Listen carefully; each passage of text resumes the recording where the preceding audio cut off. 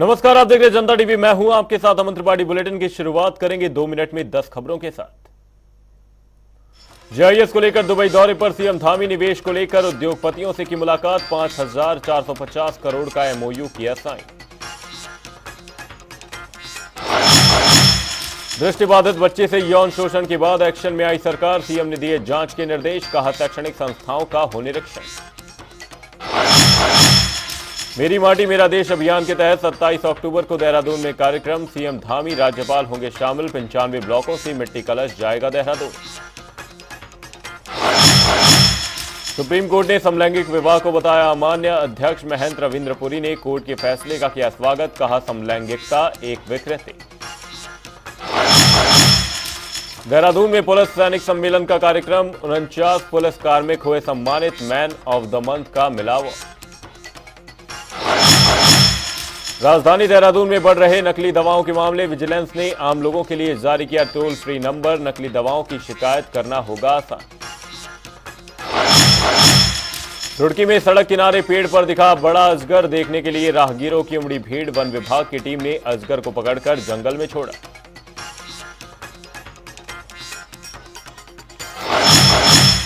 देहरादून में पुलिस को मिली सफलता। नशा तस्करों के विरुद्ध कार्रवाई करते हुए अवैध चरस के साथ एक आरोपी को किया गिरफ्तार।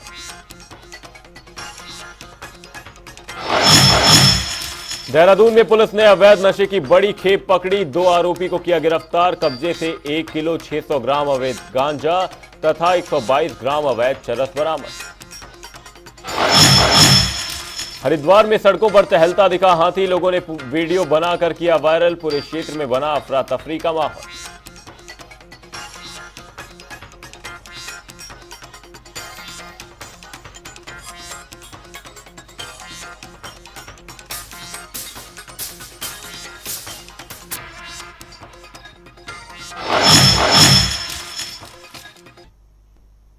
दो मिनट में 10 खबरों के बाद अब रुक करेंगे उत्तराखंड से जुड़ी कुछ अहम खबरों का। मुस्लिम देश में हिंदू मंदिर तैयार होने जा रहा है, जिसकी चर्चा भारत ही नहीं दुनिया भर में हो रही है। इस बीच उत्तराखंड के मुख्यमंत्री पुष्कर सिंह धामी यूएई के दौरे पर अबू धाबी के निर्माणाधीन हिंदू मंदिर पहुंचे। इस दौरान उन्होंने बात करते हुए कहा कि इस मंदिर का निर्माण कार्य हम सबके लिए गौरव का क्षण है।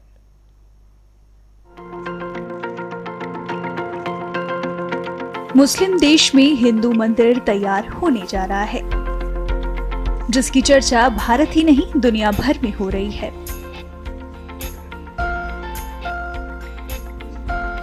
इस बीच उत्तराखंड के मुख्यमंत्री पुष्कर सिंह धामी यूएई दौरे पर अबू धाबी के निर्माणाधीन हिंदू मंदिर पहुंचे।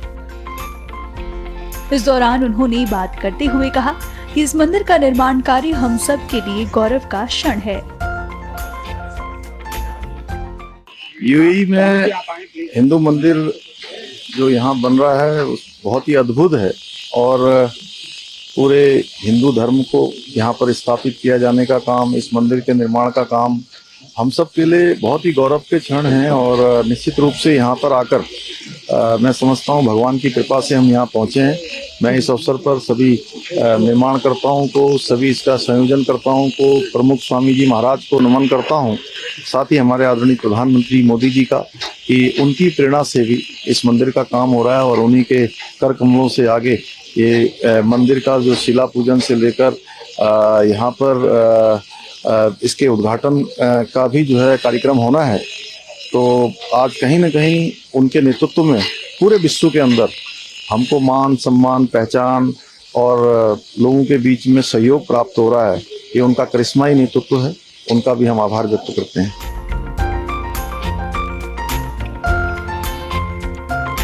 सीएम धामी को ईंट रख कर कार सेवा करते भी देखा जा सकता है। उन्होंने बाकायदा ईंट पर तिलक चंदन किया और अक्षत चढ़ाया।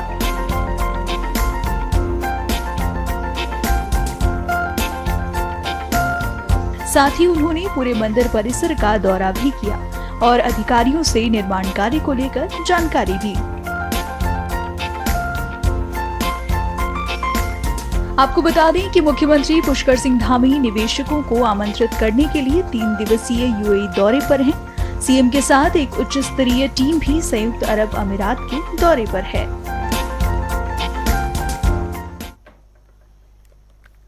राजधानी देहरादून में दिसंबर माह में होने वाले इन्वेस्टर समिट को लेकर तैयारियां तेज हो गई हैं। संबंधित सभी विभागीय अधिकारी ग्लोबल इन्वेस्टर समिट के सफल आयोजन के लिए निरंतर तैयारी करने की कवायद में जुटे हुए हैं। मसूरी देहरादून विकास प्राधिकरण देहरादून के सौंदर्यीकरण के कार्य को लेकर खासा उत्साहित है। करीब 60 करोड़ से ज्यादा के सौंदर्यीकरण के कार्य किए जा रहे हैं। एमडीडीए के उपाध्यक्ष बंशीधर तिवारी ने बताया कि ग्लोबल इन्वेस्टर समिट के लिए राजधानी देहरादून की करीब 111 किलोमीटर लंबे मार्गों का सौंदर्यीकरण किया जाएगा।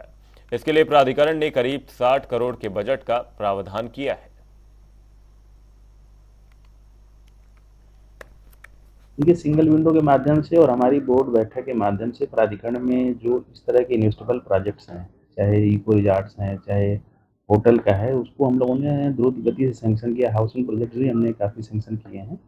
तो अब तक अगर हम वैल्यू की बात करें तो 5000 करोड़ से ज़्यादा के मानचित्र हम लोग वैल्यू की स्वीकृत कर चुके हैं, जो आने वाले समय में निश्चित रूप से निवेश के लिए यहाँ पर चाहे हॉस्पिटैलिटी हो, चाहे एजुकेशन हो, चाहे हाउसिंग हो, तो तीनों नज़रिए से अच्छा रहेगा प्रदेश के लिए। जो माननीय मुख्यमंत्री जी का दुबई दौरा है, उसमें भी जो इंडस्ट्री डिपार्टमेंट ने अपने सेक्टर फोकस सेक्टर जो तय किए हैं, उसमें भी काफ़ी निवेशकों को लेकर के रुझान है, खास करके उत्तराखंड को लेकर के। उसमें होटल हैं, एजुकेशनल हैं या हॉस्पिटल हैं। तो आज जैसे वहाँ पर रोड शो है, एमओयू होंगे, वैसे डिटेल शेयर करेंगे। तो उत्तराखंड को लेकर के कुल मिलाकर के एक अच्छा माहौल बना हुआ है और निवेशक आने को उत्साहित हैं। जहाँ तक सौंदर्यीकरण की बात है, तो पूरे शहर को हमने 13 मुख्य सड़कों को लिया है और उसमें घरों की पेंटिंग, उसके साइनेज, जो पार्क हैं, पार्क को ठीक करना, जो फुटपाथ अगर कहीं टूटे-फूटे हैं उनको ठीक करना और जो डिवाइडर हैं, उन पर भी हम लोग सौंदर्यीकरण का कार्य कर रहे हैं। तो लगभग पूरा शहर ही हम लोगों ने इसमें कवर किया हुआ है। तो आने वाले समय में आपको परिवर्तन दिखाई देगा। सर, ये एरिया अब कितना है जिस पे आप लोग सौंदर्यीकरण के लिहाज से फोकस कर रहे हैं और इसमें क्या बजटीय प्रावधान हो गया, अगर है तो तकरीबन कितना बजट आप लोग? देखिए, पूरा प्राधिकरण के खर्चे कम कर रहे हैं और जैसा कि मैंने बताया 13 मुख्य जो हमारी सड़कें हैं, जौलीग्रांट से लेकर रिस्पना तक, रिस्पना से लेकर घंटाघर तक, फिर प्रिंस चौक होते हुए जो आपका ISBT का है, सरधारा रोड है, बल्लूपुर चौक वाली रोड है। तो सारी सड़कों को हमने 13 जो मुख्य सड़कें हैं, GMS रोड है, सब लिया हुआ है। और आशा रोडी वाली जो रोड दिल्ली से आते समय जो इधर देहरादून को आती है, ये तो सारी मुख्य सड़कों को हमने लिया है। और जो कंपोनेंट्स हैं वो हमने आपको बताया है। पूरा एक कंपोजिट डेवलपमेंट और सौंदर्यीकरण का इसमें हम लोग कर रहे हैं। लगभग 60 करोड़ से ज़्यादा का इसमें हमने बजट का प्रावधान। देख सकते हैं कितना उत्साह है। हमारी सब सारी मातृ शक्तियाँ, यहाँ महोबा की जितनी भी मातृ शक्तियाँ हैं, ये सारी यहाँ पे उपस्थित हैं और इसका अभ्यास 10 दिनों से चल रहा है पूरा। और आज जो है इसका पूरा साकार रूप दिया है। आप देख सकते हैं हमारी सारी मातृ शक्तियों के द्वारा ये सब पूरा आयोजित हुआ है और सबके सहयोग से, सभी के सहयोग से ये गरबा का आयोजन संपन्न हुआ है।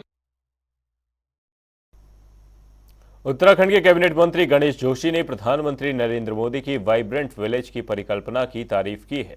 कृषि मंत्री गणेश जोशी ने कहा कि जिस गांव को हम अंत्य गांव कहते हैं, उसे प्रधानमंत्री मोदी ने देश का पहला गांव घोषित किया है। वाइब्रेंट विलेज की परिकल्पना अब साकार हो रही है, वहीं वहां पर सभी मूलभूत सुविधाएं पहुंचाने का काम किया जा रहा है। देखिए, आज भारतीय किसान यूनियन टिकैत के प्रदेश अध्यक्ष संजय चौधरी के नेतृत्व में किसानों का बिल मुझसे मिला और उन्होंने एक 5 सूत्रीय मांग पत्र मुझे दिया। उनका ये कहना था कि जो हरिद्वार में, क्योंकि सबसे ज़्यादा नुकसान इस आपदा में हरिद्वार के किसानों का हुआ है, उनका यह कहना था कि उसका सर्वे ठीक नहीं हुआ है, पटवारी द्वारा गलत रिपोर्ट दी गई है। हमने जिला मजिस्ट्रेट से यहीं से दूरबात से बात की है और शीघ्र ही हमारे विभाग का अधिकारी और वहाँ के रेवेन्यू के अधिकारी साथ में जाएंगे और जहाँ जहाँ पर इनकी शिकायतें होंगी उनको दोबारा सर्वे किया जाएगा। एक इन्होंने कहा कि साहब जो मनरेगा से जो काम होते हैं उसमें किसानों को उसमें जोड़ दिया जाए, ताकि क्योंकि हम काम तो करते ही, मैंने तुरंत अपने आयुक्त ग्राम विकास से बात की, उसको तुरंत हमने करने का आदेश दे दिया है। विकास पुरुष के नाम से जाने जाने वाले पूर्व सीएम नारायण दत्त तिवारी का जन्मदिवस और पुण्यतिथि थी। वहीं देहरादून में पुण्यतिथि पर कांग्रेस प्रदेश मुख्यालय में कांग्रेस के नेताओं और कार्यकर्ताओं ने उन्हें श्रद्धांजलि दी। श्रद्धांजलि कार्यक्रम में मौजूद रहे कांग्रेस पार्टी के महानगर अध्यक्ष जसविंदर गोगी का कहना है कि प्रदेश में एनडी तिवारी की दूरगामी सोच के परिणाम स्वरूप राज्य में औद्योगिक क्षेत्र को विकसित कर यहां के नौजवानों को रोजगार के अवसर हुए थे। उन्होंने कहा कि एनडी तिवारी ने राज्य में विकास की बुनियाद डालते हुए 900 करोड़ की वार्षिक योजना का आकार बढ़ाकर 5000 करोड़ तक पहुंचाया।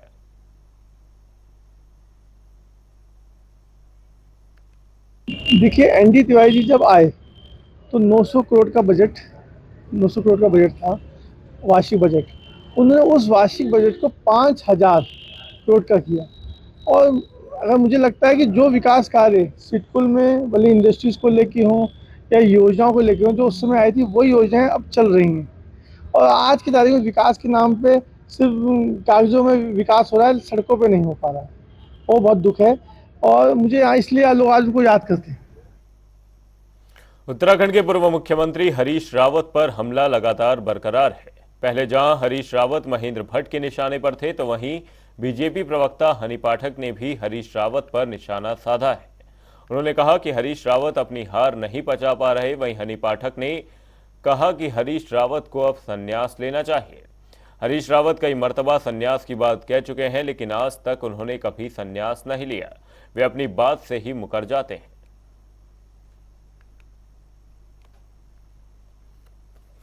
देखिए, हरीश रावत जी का जहां तक मैं बात करना चाहूंगी कि हरीश रावत जी को अब संन्यास ले लेना चाहिए, क्योंकि उन्होंने कितनी बार तो वादा किया है कि मैं इसके बाद संन्यास ले लूंगा, इसके बाद संन्यास ले लूंगा, लेकिन अपनी एक बात पर भी वो खरे नहीं उतरते हैं। कभी गंगा जल लेके संन्यास लेते नजर आते हैं, कभी कुछ लेके। और हरदा शायद भूल गए कि उनका नाम एक दूसरा भी पड़ा है, हारदा। तो वो जिस प्रकार से जितनी भी बातें कर ले, वो उनपे एक मस्खरी का टैग लगाती हूं मैं, क्योंकि वो मस्खरी करते नजर आते हैं। अब उनकी मस्खरी का ये देख लीजिए आप हद। वो जिस प्रकार से स्वतंत्रता सेनानी श्री वीर सावरकर जी की बात करते हैं, तो शायद उन्होंने उनका इतिहास नहीं पढ़ा है कि वीर सावरकर जी वो पहले भारतीय थे जिन्होंने पूर्ण स्वतंत्रता की मांग में भारत के पहले व्यक्ति वो बने थे। और 1857 की लड़ाई में भारत को प्रथम स्वाधीनता संग्राम बताते हुए 1907 में लगभग 1000 पृष्ठों का उन्होंने इतिहास लिखा था। और उनके बारे में अगर हरीश रावत जी ये बातें कहते हैं, तो ये साफ साबित होता है कि हरीश रावत जी किस प्रकार के देशद्रोही बयान यहाँ पर देते हैं। भारत में रहते हैं, भारत का खाते और देशद्रोही बयान देते हैं। और उनकी गोद में वो व्यक्ति बैठा हुआ है जो एक बार एक नारे लगाया था, भारत तेरे टुकड़े होंगे। तो वो पहले अपने आप को देखें, अपने अंदर झांके और फिर उसके बाद बात करें तथ्यों के साथ, तो बोलते नजर भी आएंगे। मुझे पता है कि लगातार हारते हुए वो काफी डिप्रेशन में चले गए, लेकिन इस हद तक डिप्रेशन में चले जाएंगे ये किसी ने सोचा भी नहीं था। हरिद्वार में एक बार फिर किसानों ने मोर्चा खोल दिया है और बीएचईएल के निर्माण के लिए दी गई जमीन में से खाली पड़ी भूमि को वापस करने की मांग उठाई है। इसके साथ ही किसान संघर्ष समिति ने सरकार से सकारात्मक फैसले की मांग की है।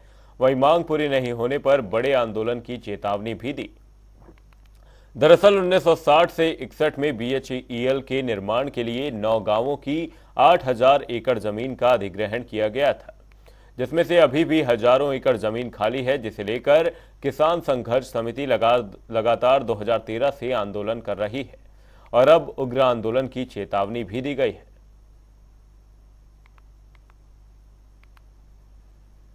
में हमारा आंदोलन 17 साल से बराबर चल रहा है। बीच में कोरोना काल में 2 साल तक कुछ हमारा ढीला पड़ गया, उसमें मीटिंग नहीं कर सकते, कोई सभा नहीं कर सकते और दल नहीं कर सकते, इसलिए वो करा। अब आन का हमने फिर उसमें हुंकार भरी और अब फिर उसी स्टेज पर पहुंच जाएंगे जब पहली स्टेज पर थे। हमने देहरादून तक, दिल्ली तक हला रखा था और वही प्रक्रिया हम फिर चला देंगे। इतना हमारा हक नहीं मिलेगा, इतना आंदोलन बराबर डटे रहेंगे। कितनी जमीन है ये? इस वक्त 5000 एकड़ जमीन खाली पड़ी हुई है। सरकार भी मान रही है इस बात को कि 457 एकड़ जमीन खाली पड़ी। हम उसको केंद्र से मांग रहा कि ये जमीन हमें दे दो। इनका विचार है कि इसे लेकर भूमि ये क्या नाम है, टिहरी विस्थापित या पहाड़ों को इनको एक जमीन दी जाए फ्री में। उत्तराखंड में सभी छोटी और बड़ी मंडियों को हर तरह से मजबूत करने के लिए पूरे प्रदेश भर में मॉडल मंडियां बनाने का प्रस्ताव लाया गया है, ताकि उत्तराखंड के किसानों को उनका लाभ मिल सके। आपको बता दें, मंडी परिषद के अध्यक्ष अनिल कुमार डब्बू ने उत्तराखंड की मंडियों को किस तरीके से मॉडल मंडियों के रूप में विकसित कर उनका विस्तार किया जाए, इसको लेकर उनके अधिकारियों को निर्देश दिए गए हैं। इस दौरान उन्होंने कहा कि किसानों को किसी भी तरह की दिक्कत न आए। किसानों के साथ धामी सरकार पूरी मजबूती के साथ खड़ी है।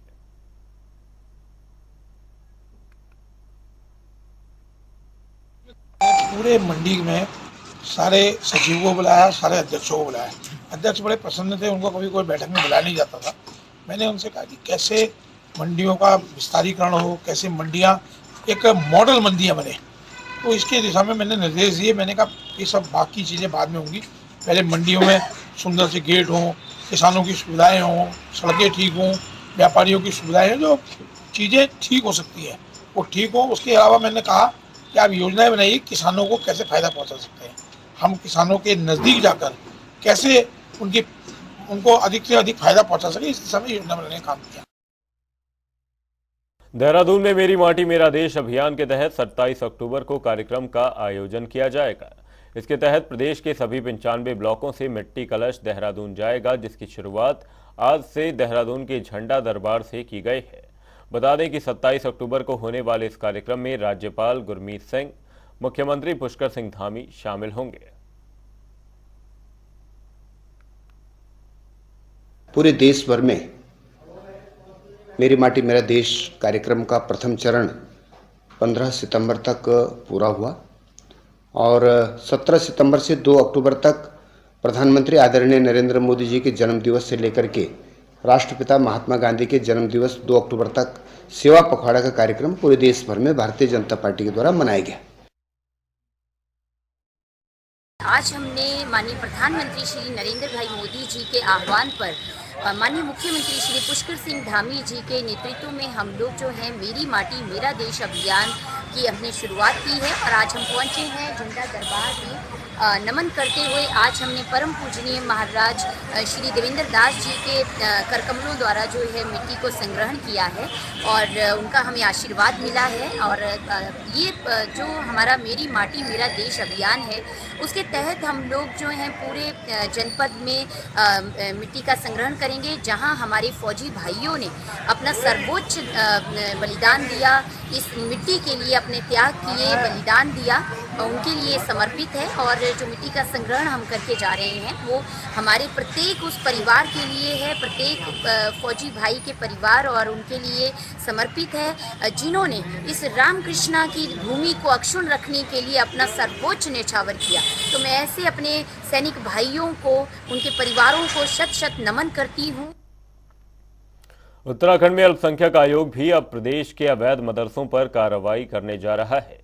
हल्द्वानी में अल्पसंख्यक आयोग के उपाध्यक्ष मजहर नईम नवाब ने अवैध मदरसों के ऊपर की जा रही कार्रवाई को सही ठहराया है और कहा कि राज्य सरकार अवैध रूप से संचालित किए जा रहे मदरसों के खिलाफ सख्त कार्रवाई कर रही है और अल्पसंख्यक आयोग ने भी इस पूरे मामले का संज्ञान लिया है और आयोग भी जल्द इसमें सूची जारी करेगा और जो भी मदरसे अवैध पाए जाएंगे उनके खिलाफ सख्त कार्रवाई की जाएगी। सरकार का काम है, जो मान्यता प्राप्त मदरसे हैं जिनकी स्थिति अच्छी है वही मदरसे चलेंगे। अगर अन्य मदरसों की जो सूची आ रही है और मदरसों में जो कुछ भी काम गलत हो रहा है उसके खिलाफ जो कार्रवाई सरकार कर रही है उसमें पूरी तरीके से सहयोग दिया जाएगा। और आयोग भी अपने स्तर से चिन्हित कर रहा है मदरसों को और उनकी मॉनिटरिंग कर रहा है। उनकी हम जल्दी एक सूची बना करके सरकार को देंगे।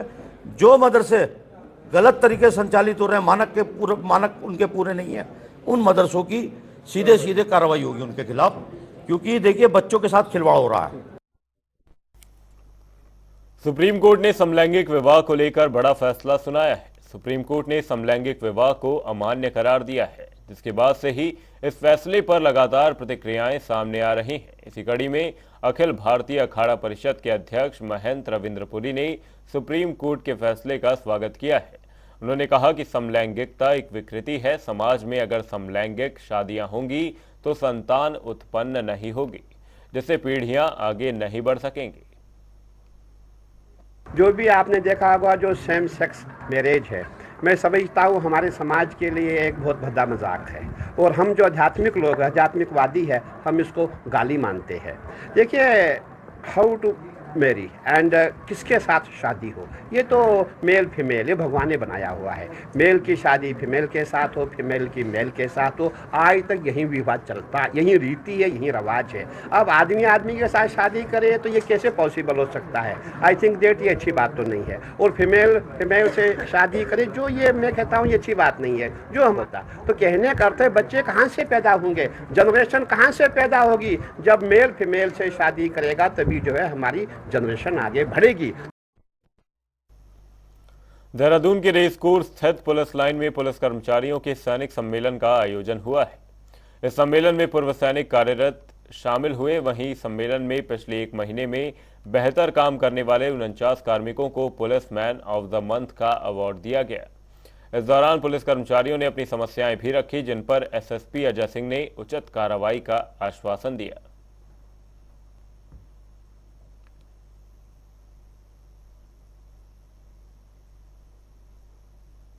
हल्द्वानी के गौलापार में दृष्टिबाधित बच्ची से यौन शोषण के मामले का मुख्यमंत्री पुष्कर सिंह धामी ने गंभीरतापूर्वक संज्ञान लिया है। सीएम ने प्रदेश में संचालित आवासीय शैक्षणिक संस्थानों के सघन निरीक्षण के निर्देश दिए हैं। इसी क्रम में अपर मुख्य सचिव श्रीमती राधा रतूड़ी ने समस्त जिलाधिकारी और वरिष्ठ पुलिस अधीक्षक को कार्रवाई के लिए निर्देशित किया है। जिस तरह का प्रकरण आया निश्चित रूप से बहुत ही चिंताजनक है और निंदनीय भी है। और इसी को लेकर के माननीय मुख्यमंत्री ने निर्देशित किया है कि जितने भी आवासीय विद्यालय हैं, वो चाहे प्राइवेट संस्थाएं चला रही हैं या हमारे सरकारी क्षेत्र में हैं या कोई अशासकीय हैं, तो सभी का निरीक्षण और सघन चेकिंग अभियान उसका चलाया जाएगा, ताकि इस तरह की जो घटनाएं हैं अगर कहीं हैं तो वो सामने आए और इस तरह की पुनरावृत्ति न हो, उस पर रोक लगे। देहरादून में नकली दवाओं का मामला लगातार सामने आने के बाद औषधि विभाग ने नया कदम आम लोगों के लिए उठाते हुए टोल फ्री नंबर जारी किया है। वहीं इसी बीच ड्रग कंट्रोलर ताजबर जक्की ने जानकारी देते हुए बताया कि कोई भी व्यक्ति नकली दवाओं से जुड़ी शिकायत दर्ज करा सकता है। इसके लिए उन्होंने टोल फ्री नंबर बताया 1800-180-4246। इस दौरान उन्होंने कहा कि कई बार आदेश के बावजूद कई अफसर इसकी रिपोर्ट नहीं दे रहे हैं। आगे से इसे गंभीर लापरवाही मानकर कड़ी कार्रवाई की जाएगी। हमने एक टोल फ्री नंबर जारी किया हुआ है कि कोई भी शिकायत, किसी भी प्रकार की कोई शिकायत है, कोई सब स्टैंडर्ड दवा बन रही है या आपका क्या कहते, कोई बिल नहीं दे रहा किसी को, या कोई दवा जो है उसको लगता है कि ये सही नहीं है, तो उसके लिए हमने टोल फ्री नंबर जारी किया है कि 1800-180-4246, जिस पर कि कोई भी आम नागरिक उसमें शिकायत दर्ज कर सकता है, उस पर तत्काल कार्रवाई की जाए। बुलेटिन में फिलहाल के लिए सिर्फ इतना ही। कहीं जाएगा नहीं। जनता टी पर खबरों का सिलसिला रहेगा जारी। तब तक के लिए नमस्कार।